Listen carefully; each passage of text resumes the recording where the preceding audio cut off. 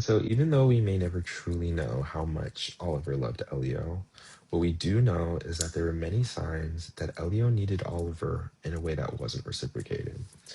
This lends itself into themes of limerence, which, girl, oh, do I so relate to? Yes.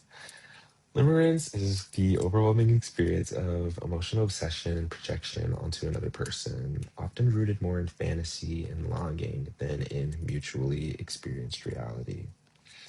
I lived in Limerence for about the first 4 months of 2026, as I had previously touched on, during a situation where I had deep feelings and attachment to someone who liked me back, but didn't have the capacity to hold me in that same regard. Despite all the red flags, those green ones felt so much more intoxicating. And so, like Elio, I've often been overly amicable, agreeable, and self abandoning in both platonic and romantic relationships. Girl, don't do that. Don't abandon yourself. You gotta know how to differentiate. And yes, but we'll get into that. Experiencing love for the first time, especially as a queer person who never fully felt like seen or held at home, can feel like the impossible suddenly becoming real. Like a dream realized. Finding connection, intimacy, and chosen family all at once creates such an emotional high that it becomes easy to mistake self sacrifice for love. You begin believing compromise means abandoning your own needs just to preserve the relationship. This is where differentiation is so very necessary because being in partnership with someone doesn't mean losing sight of where they end and you begin.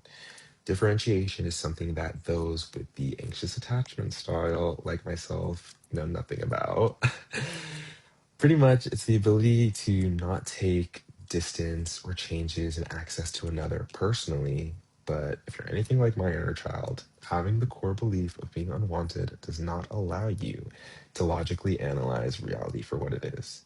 Instead, we see distance as rejection and fill in the blanks with whatever meaning our wounds oh so seek to feel.